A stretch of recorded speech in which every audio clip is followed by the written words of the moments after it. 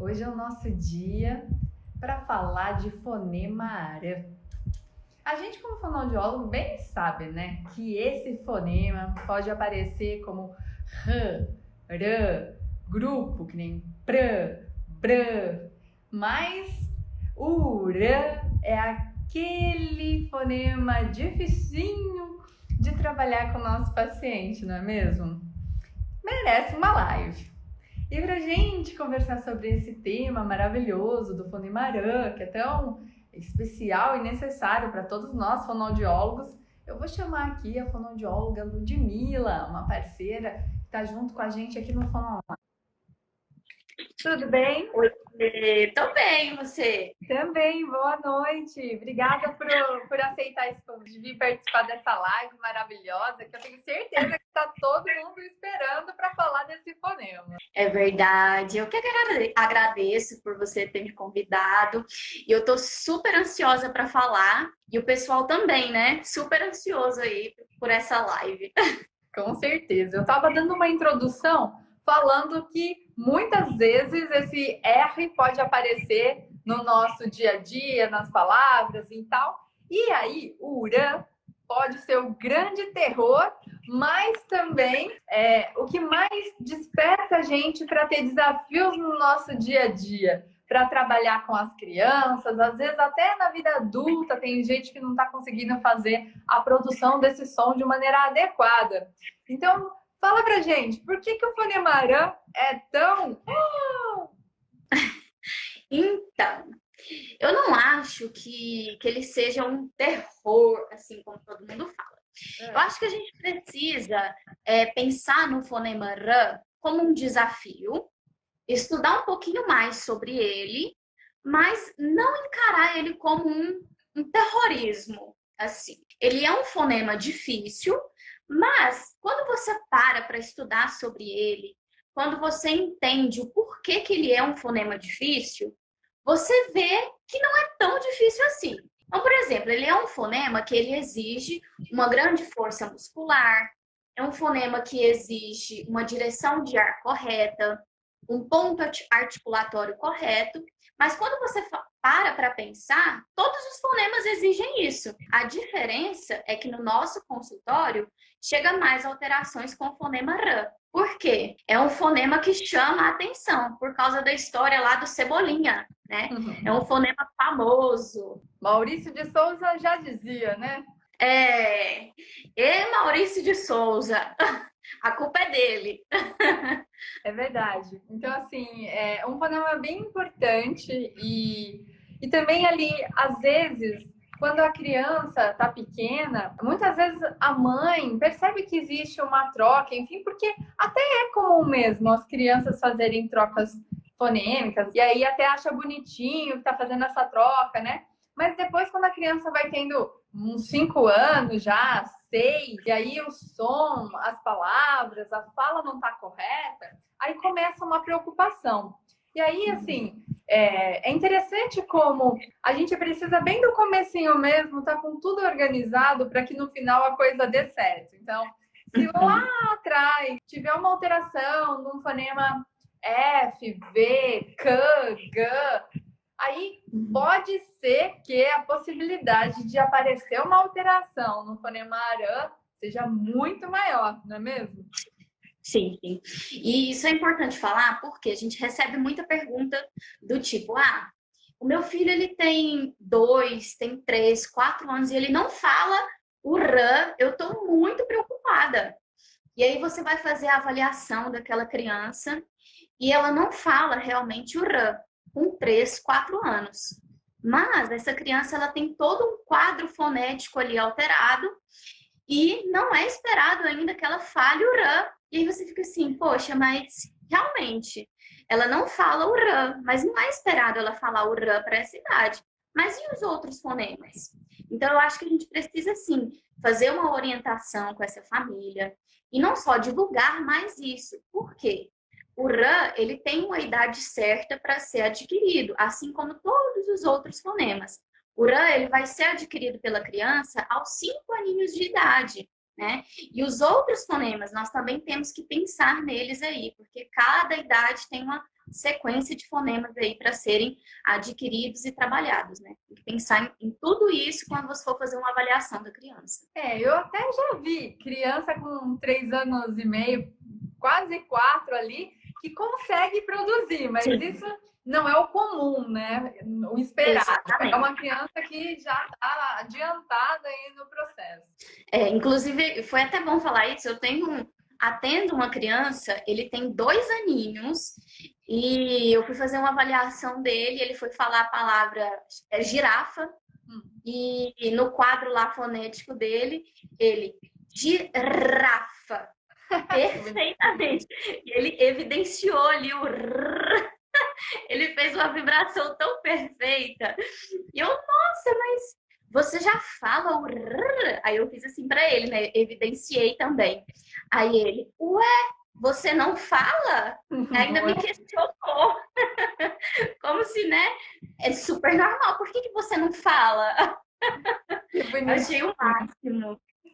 Sabe uma coisa que eu queria te perguntar sobre as praxias de fala? Porque existe essa relação, então, e essa dificuldade entre a produção do fonema e a má movimentação, enfim. Fala pra gente um pouco sobre isso. Sim, tem uma ligação direta entre as praxias, principalmente de língua, com relação ao fonema rã. Você pode perceber que, geralmente, a criança que não consegue fazer o rã, ela tem flacidez muscular.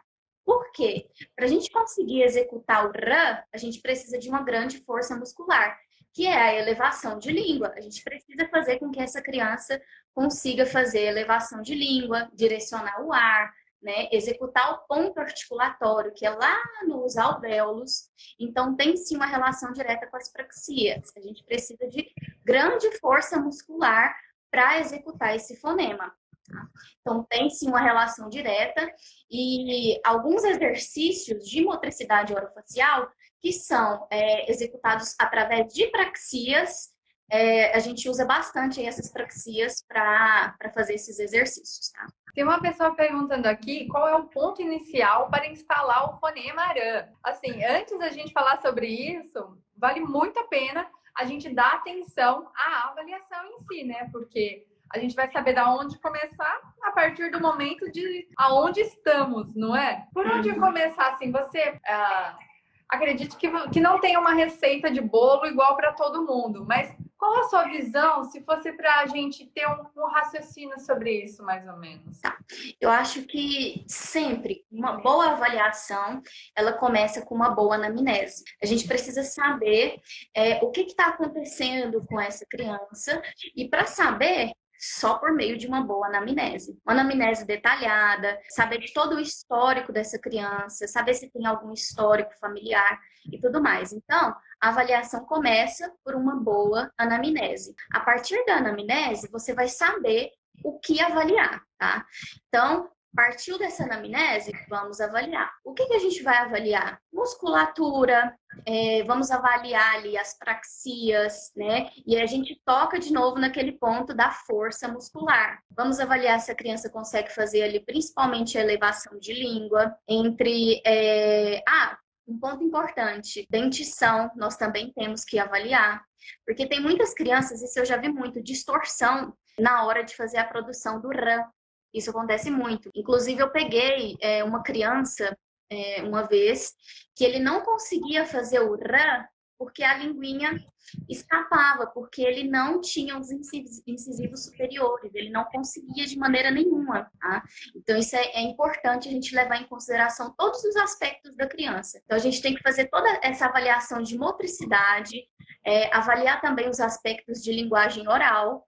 Isso também é um ponto importante a ser falado. O quê? Quando a gente trabalha, principalmente com crianças, nós não podemos levar em consideração somente um aspecto. Nunca devemos avaliar somente a motricidade ou somente a linguagem. Está tudo interligado. Então, sempre, gente, avaliem motricidade, linguagem. A fonoaudiologia, ela não trabalha sozinha, somente uma área isolada. Intercala em tudo aí, motricidade, linguagem e por aí vai. E tudo que você sentir necessidade a partir da anamnese. E uma coisa que a gente também precisa lembrar é o freno lingual, né? Porque muitas vezes Exatamente. está cortado, anteriorizado. E como que, mesmo a criança tendo uma força de língua, por exemplo, ela vai conseguir fazer aquela vibração para que tenha a correta produção? Nem sempre vai dar. Exatamente. Essa é uma das primeiras perguntas que tem que ter na anamnese. Fez o teste da linguinha? Mesmo se tiver feito, eu sempre avalio nas minhas avaliações, nas minhas sessões de avaliação. Vale a dica mesmo, é importantíssimo isso, né? Mesmo que a criança já tenha. E por que você acha, assim, na rotina dos seus atendimentos, das avaliações que você já fez, que a criança acaba omitindo ou fazendo uma troca, por exemplo, que nem tota-tola? Por que você acha que existe isso? O que você mais normalmente vê na sua prática, no seu dia a dia aí? Nós temos que avaliar por que isso está acontecendo. O que eu sempre digo? Vamos fazer o quadro fonético, fonológico dessa criança. Isso pode acontecer por flacidez, pode estar acontecendo, pode ser por mau posicionamento de língua, né? Então, tem vários pontos. E uma coisa importante, sempre orientar os pais. Tudo o que é feito dentro do consultório, nós precisamos passar para os pais. Isso é muito importante. Porque não adianta nada nós fazermos ali um trabalho excelente no consultório de 50 minutos, 40, 30 minutinhos, e nós não passarmos nada para os pais. Nosso trabalho não vai valer de nada. E aí a gente faz aquele trabalho maravilhoso ali e não passa nada. Nosso trabalho não vai valer de nada, né? Então, aquele trabalho que a gente fez para consertar, entre aspas, aquelas trocas, substituições, omissões, não vai corrigir. Que é a mesma coisa que tentar fazer um regime e comer alface uma vez no almoço e o dia todo bolacha, lanche, aí vai, né? O regime não vai funcionar. Isso mesmo. E eu acho interessante mesmo você falar sobre isso, porque às vezes também a orientação ela tem que ser bem cuidadosa, para que a gente, além de consiga fazer com que os pais tenham essa correção lá dentro de casa, saiba aplicar, fazer os exercícios, enfim, também não fica uma coisa meio que militar na criança, sabe? Né? Tem que ser, às vezes, uma correção um pouco mais sutil, como, falou tota-tola, aí os pais corrigem, mas não falando, seu burro, você errou, ou qualquer coisa do tipo, né? Falaria, por exemplo, olha, você quer Coca-Cola, né? Aí no tipo do Urã, a baiata, né? Barata. E aí, olha ali a baiata. E aí o pai troca para, olha ali a barata, né? Exatamente. Aplicando modelos corretos. E também, às vezes, vale algumas estratégias do tipo colocar post-its, né? Tipo, esses mesmos coloridinhos, né? E a gente escreve algum recadinho aqui, a palavrinha, ou o desenho da barata, o desenho da girafa, enfim. E aplicar em alguns lugares para que a criança mesmo, quando ela olhe, ela já lembra de praticar aquilo, pelo menos mentalmente, e se lembrar daquilo que ela estava fazendo com a fono, né? Você tem alguma dica legal para dar pra gente que funciona? Sabe o que eu gosto muito? Sabe aquelas imagens do método das boquinhas? Que tem somente as boquinhas ali? Eu gosto muito de falar para os pais espalharem ou somente as boquinhas específicas do fonema que a criança está fazendo ali, né, o fonema alvo da semana, ou o quadro completo e colocar no quartinho da criança. Então, sempre que ele for trabalhar com a criança em casa, ele vai lá e aponta para essa criança. Olha só, nós estamos trabalhando esse sonzinho aqui, ó. E mostra para a criança, para fazer uma pista visual. Porque às vezes você só falando para a criança o que você está trabalhando não é suficiente. Outra coisa que eu gosto muito, sempre falar no nível da criança. Nunca falar assim, porque o adulto ele tem uma mania, uma tendência de falar de cima para baixo com a criança. Então, sempre abaixar no nível da criança e falar olho a olho. E, apontar. Olha só! Você achou uma barata tá, não acredito, entendeu? Então, forçar ali aquele sonzinho e apontar. Isso vai chamar a atenção da criança para aquele som e ele vai conseguir ver. E você não vai estar em momento algum forçando a criança a falar aquele som, repetir forçadamente aquilo ali que ela precisa. E uma coisa importante que você falou foi com relação a corrigir o erro da criança. Então, eu já peguei vários casos em que os pais falavam assim para mim: ah, mas eu falo para ele, você tá falando errado, fulano. E assim, não é errado, eu não brigo com os pais por causa disso, porque é a maneira como eles acharam que era correto, né? Então, eu só oriento eles novamente e falo: vamos fazer diferente? Por que que agora, ao invés de vocês fazerem assim, vocês não repetem a mesma frase? Então, vamos supor que ele falou que ele queria ir ao banheiro, né? E aí ele falou o seguinte: mamãe, quero ir ao banheiro. Então, o que que vocês vão fazer? Vamos supor que o nome dele é Arthur. Arthur, você quer ir ao banheiro? Então tá bom, eu vou levar você. Porque a criança vai associar o movimento da boca com o sonzinho. Então, repetindo, dando o modelo certo para ele, ao nível da criança e apontando para chamar ele ali, a atenção dele para o sonzinho correto. E por mais que também exista a flacidez, a dificuldade, enfim, bastante coisa também está relacionada à familiaridade. A gente não é bom naquilo que não é familiar a gente. Então, por exemplo, eu mesma não sei costurar. Então, se você me der uma saia para eu fazer aqui, vai ser dificílimo, nem sei o que vai sair, né?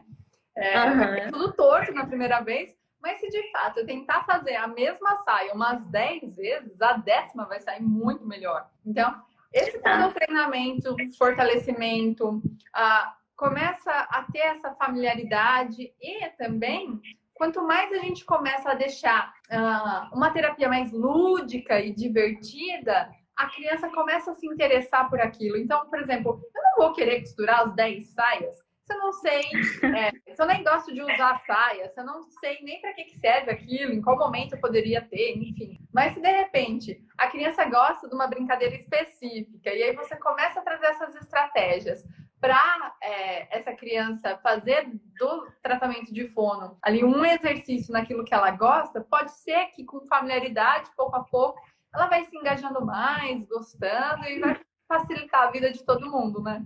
Exatamente. Eu tenho um paciente que porque assim, as minhas terapias eu faço tudo por meio de brincadeira. Além de ser mais divertido para eles, é para mim também. Porque se não for divertido para eles, não vai ser para mim. Eles não vão querer fazer, vai virar aquela coisa chata para todo mundo, para eles e para mim, né? Vai dificultar o meu trabalho. Tá tudo por meio de brincadeira. E aí eu levei jogos para fazer. E ele detesta jogos. E eu toda empolgada, né? Ele tem 6 aninhos. Eu toda empolgada, nós vamos fazer quebra-cabeça, jogo da memória, dominó. E aí ele sentou, não gosto de jogos.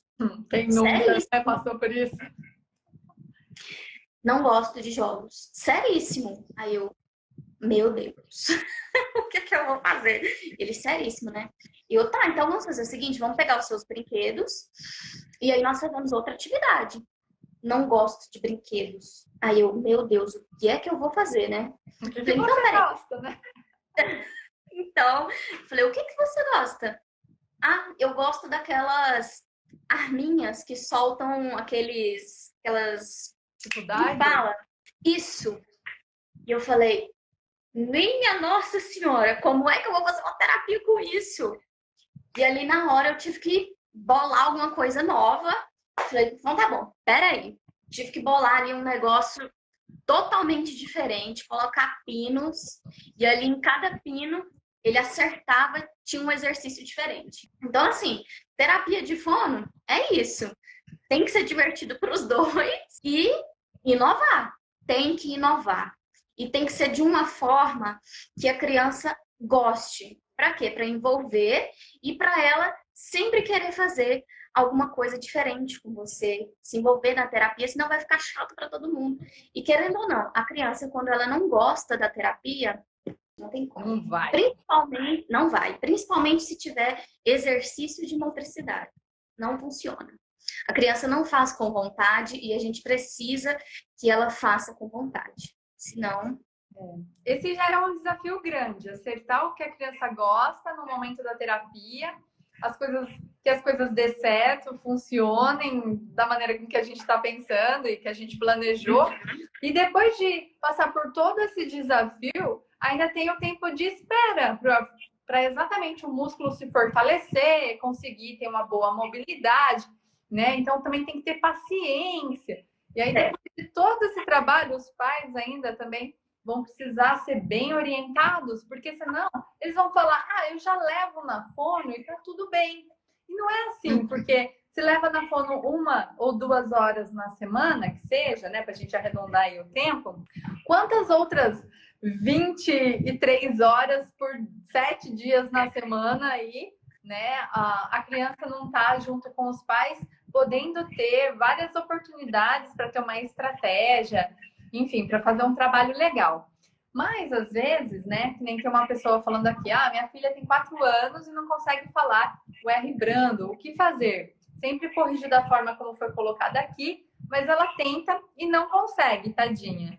Então, tem aquela história, com 5 anos, pode ser que de um dia para o outro eu consiga, né? Porque até os 5 anos ainda é o esperado de ter uma certa troca. Mas, assim, será que vale a pena a gente esperar e não levar numa avaliação fonoaudiológica para ver o que está acontecendo? Porque pode ser que também tenham outros fonemas inadequados que estejam fazendo isso, ou até mesmo uma mastigação alterada, uma respiração alterada, uma boquinha aberta. Será que é só uma questão muscular ou tem alguma coisa a mais aí?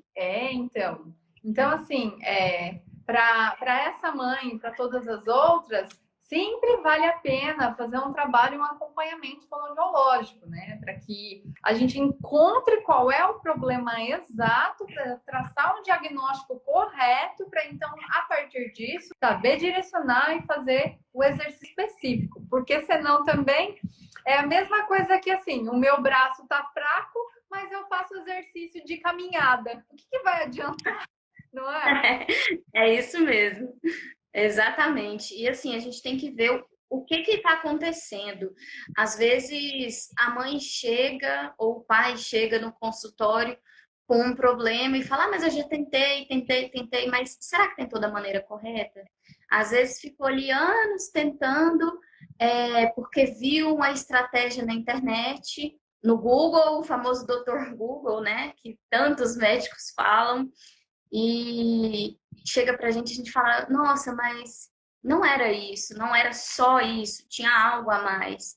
E aí quando você conversa, que você orienta, eles ficam assim, nossa, mas realmente, agora que você falou, eu vi que não era só isso. E eles começam ali a perceber os sinais. Tem uma pessoa que falou aqui também, né, que uma filha de uma amiga não desenvolvia, falava tudo errado, e depois que colocou na escola, ela foi corrigindo em casa e agora fala perfeitamente. Muito do que a gente pode ver também com a pandemia pode também estar acontecendo um atraso nesse sentido, porque às vezes, porque todo o cenário mudou, né? Os pais estão fazendo home office dentro de casa, mas tem que trabalhar, e aí a criança também tem que ficar dentro de casa, mas os pais não conseguem dar tanta atenção para a criança. Antes ela ficava com professora, com amiguinhos, falava o dia inteiro, ia praticando bastante. E aí hoje em dia não tem muito ninguém para falar, não tem amiguinhos para brincar. Então, assim, esse novo cenário eu também vejo que traz bastante dificuldade para essa adequação na fala. Você também vê isso? Sim, eu recebi muitos. Nesse tempo agora, principalmente de lockdown, aqui em Goiânia, a gente teve um período muito complicado, né? Parou as escolas, depois ficou um tempo em que o comércio poderia funcionar, mas as escolas não. Então foi um período muito complicado aqui. E eu recebi muitas mensagens de pais falando que os filhos começaram a ter gagueira depois que começou o período de lockdown, ou que começaram a ter trocas na fala. Então, muitas alterações fonoaudiológicas surgiram aí com esse período de lockdown, foi o que eu percebi. Mas também tem o contrário. Antes do lockdown, antes do período de pandemia, os pais falavam muito, o meu filho, quando ele entrou na escola, ele desenvolveu. Antes eu escutava muito isso. Agora a gente escuta o contrário, né? Meu filho, depois que parou a escola, ele retrocedeu. É isso que eu escuto muito hoje. Entendi. Porque o que já tinha alcançado acabou que deu um atraso. Sim, sim. Exatamente. Infelizmente. Aqui uma pessoa escreveu sobre ter tido um filho prematuro extremo. E aí hoje tem 5 anos e fala pouco, mas fala. Então, assim, como a gente comentou um tempo atrás aqui na live, muitos fatores podem acontecer para ter esse atraso de fala. Então, às vezes, não é só a flacidez de língua, não é só um problema de posicionamento, uma distorção. Pode ser também alguma coisa relacionada desde lá de alterações, né, de prematuridade, no nascimento, da gestação, né? Então, de novo, vale lembrar que é muito importante ter uma avaliação correta para saber o que está acontecendo.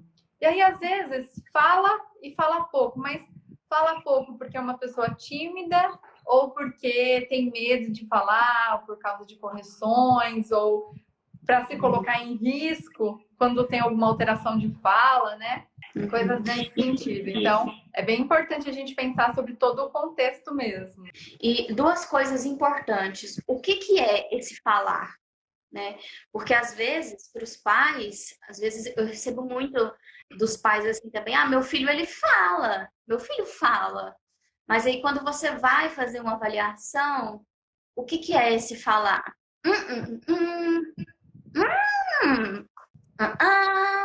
Isso é o falar do pai, entende? Então a gente tem que avaliar o que é esse falar. Porque às vezes o pai está tão acostumado com essa linguagem do filho, essa comunicação do filho, que para ele é o falar. Mas para quem está de fora, para quem está avaliando, isso não é falar, né? Então a gente tem que estar atento a isso, ao que é falar para esse pai. E outra coisa importante é com relação aos encaminhamentos. O fonoaudiólogo tem que estar sempre atento a isso. Está com dúvida? Viu que há necessidade de um encaminhamento? Faça. O fonoaudiólogo não trabalha sozinho. O fonoaudiólogo faz diagnóstico fonoaudiológico. Diagnóstico médico é o médico que vai fazer. Muito bem lembrado mesmo. Mas para a gente voltar no nosso fonema arã ali, né? Então, existe diferença entre a aquisição do fonema, né, a instalação e a sistematização. Dá para você falar um pouquinho sobre isso para gente? Sim. Porque são etapas diferentes, né? Sim. A instalação, sabe que eu nem sei definir qual que é mais difícil, instalar ou sistematizar? Depende da criança, não é? Eu acho que os dois são desafios importantes ali. O instalar é quando você faz com que a criança fale aquele fonema. Seria o seguinte, você tem um quadro fonético da criança e quando você faz a avaliação, ele não tem naquele quadro fonético aquele fonema ali. Ou seja, se você for avaliar, quando ele vai falar a palavra arara, ele fala alala ou aiaia. Então, não existe aquele fonema. Então, quando você vai instalar, você aplica ali aquele fonema. O pozinho. E aí tem uma... Isso. O pozinho seria, não é? Não existe. E aí vem a parte de sistematizar. O sistematizar é fazer com que a criança fale todas as vezes aquele fonema. Então, sempre que ele for falar uma palavra que tenha aquele fonema, que tenha aquele sonzinho, ele vai falar. Então, sempre que ele for falar arara, ele vai falar arara. Então, é isso a diferença. Na sistematização, então, teve todo esse desafio para implementar o som do Uran. E aí, pode ser que tem horas que ele fala e tem horas que ele não fala. Aí, essa é a sistematização. Ou seja, pôr num sistema adequado, onde ele vai falar todas as vezes e não vai ter nenhum erro depois, não é? Isso aí, exatamente. Porque durante uma avaliação, por exemplo, pode ser que a criança ela já tenha aquele fonema ali no quadro fonético, mas pode ser que às vezes ele fale, às vezes não. Depende ali do humor dessa criança. É. Às vezes ele tá a fim de falar, às vezes não. E às vezes aprendeu na semana passada tudo certinho, estava emitindo, chegou no outro dia, nada, não fala mais, né? Aí a fono tá assim, ó, yes! Aí na próxima sessão ele não fala mais. Aí como é que a fono fica? Não. É bem assim. Verdade. Queria contar uma novidade muito, muito incrível, que é que hoje a gente está fazendo o lançamento do livro digital da Ludmilla no Fono Online. E esse livro fala sobre brincadeiras e estratégias para a gente instalar e fixar o fonema aran. Conta pra gente sobre o seu livro digital. Olha, no livro digital eu ensino a fazer o pozinho mágico. Adoramos! Olha, gente, no livro digital eu ensino vocês estratégias para instalar e fixar o fonema R. Ensino também algumas brincadeirinhas que vocês conseguem fazer aí para tornar essa brincadeira mais divertida. Tá, ó, top. Gente, tá muito massa. Não é porque é meu livro, não, mas tá massa demais da conta. Tá Vocês mesmo, têm que dar uma olhada. até um spoiler pro pessoal hoje à tarde aqui nos stories, mostrando como que tava o design do livro. Tá muito fofo também. Fora que tem muita coisa legal lá dentro, também ficou super fofo. Eu adoro coisa fofa. Ai, tá muito massa, gente. Não é porque é meu, não, mas se não fosse meu, eu iria comprar, porque tá muito bom.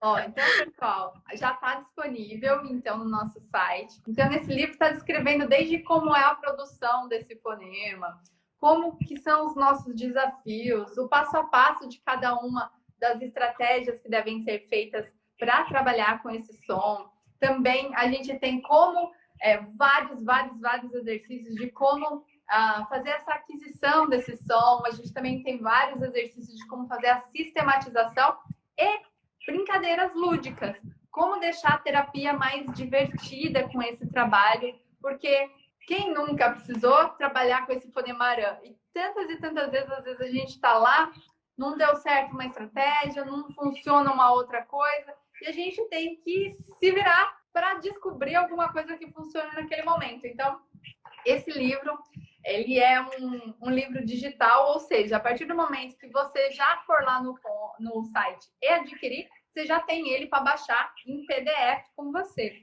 E aí ele tem tantas dicas legais que pode dar um refresh no que você faz no seu dia a dia e vale a pena conferir. E sabe o que é bom? É que lá tá divididinho, assim, entre exercícios para instalar, exercícios para fixar. Então, gente, tá? Ó, pozinho mágico mesmo, tá tudo dividido, explicadinho. Corre lá, porque, ó, tá top. Muito bom. Deixa eu dar uma olhadinha, então, para ver se o pessoal deixou alguma perguntinha aqui para gente. Tem uma aqui. A técnica do PDECA ainda é utilizada? Do qual? Deixa eu voltar aqui para eu ver também. Não está no comentário. Veio aqui no balãozinho. PDECA está escrito. Não sei. PDECA. Eu acho que deve ser repetir, tipo, PDT, PDT, PDT, e aí fica. Eu acho que é isso que a pessoa quis dizer. Ah, não quero dar spoiler, não, mas tem uma parecida lá. Legal. Não quero dar spoiler. Deixa eu ver uma outra pergunta aqui. Ai, fechou. Fechou. O exercício de tonicidade e mobilidade de língua, ainda saímos mais essenciais para a colocação do uran? Tem algum outro fonema? Tem outro específico para esse fonema? Bom, não sei se eu entendi muito bem a pergunta, mas eu acho que deve ser falar sobre a relação entre tonicidade e mobilidade de língua para falar o fonema. Parece que é isso, não é? Aham, eu acho que eu entendi um pouco. Seria mais ou menos os exercícios de força muscular, que é mais ou menos o que nós falamos lá no início da nossa live, né? As praxias, relacionadas às praxias, né? Que nós falamos ali. E sim, gente, tem muita relação praxias e o fonema R.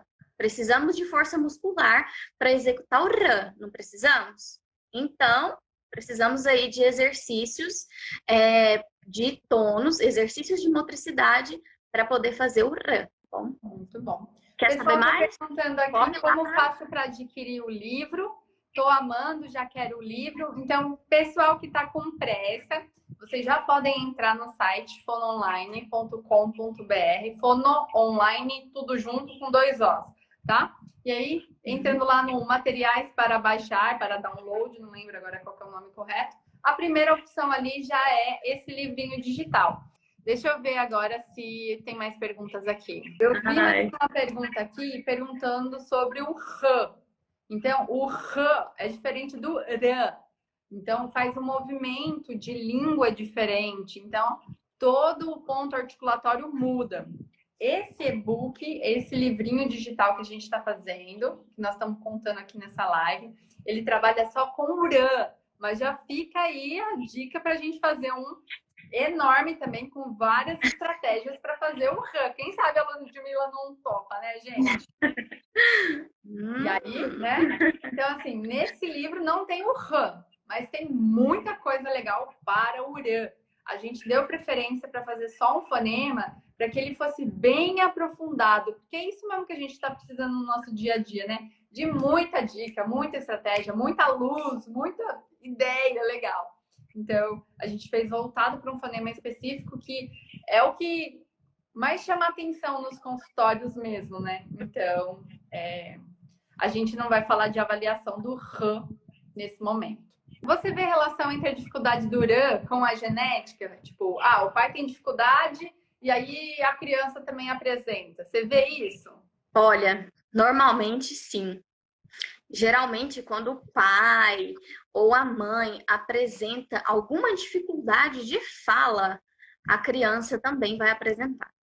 O difícil é a gente saber se, tipo, o fator é genético, né? E aí aparece como um fator genético. E outra é o modelo ensinado para criança. O modelo de fala. Exatamente. Se a gente for analisar, né? Quando uma pessoa fala problema, pode ser que outras ao redor também falem dessa forma. E aí, quando você coloca essa pessoa que está falando errado num ambiente com pessoas que falam problema, aí ela começa a produzir de uma maneira correta. E daí não era exatamente só uma alteração de tônus, de mobilidade, sim todo um contexto aí socioeconômico, cultural, né? Exato. A gente tem que avaliar. E como que nós avaliamos isso? Como que a gente vê isso? Anamnese. Então, queria agradecer imensamente quem esteve com a gente até agora. Eu adorei falar sobre esse tema, que eu acho um tema muito especial. Queria agradecer também a fonoaudióloga Ludmilla, que faz atendimento domiciliar, home care aí. Ela atende bastante criança e adolescente. Então, queria agradecer imensamente por ter topado fazer essa live com a gente. Ludmilla, obrigada mesmo. Eu que agradeço, tinha travado aqui, agora voltou. Eu que agradeço, fiquei muito feliz mesmo. Adorei os comentários, adorei que todo mundo participou. Fiquei muito feliz. Agradeço por você, Érica, agradeço o Fono Online. E vamos que vamos, gente. Corre lá, deixa bastante comentário. Depois conta pra gente o que vocês acharam do nosso e-book, que o retorno de vocês é muito importante pra gente. Muito bom. Então, todos tenham uma boa noite, muito sucesso nas terapias. Bora estudar com a gente no nosso livrinho digital, que tá, ó, mágico naquela terapia do Urã, que não tá saindo por nada. Beijo.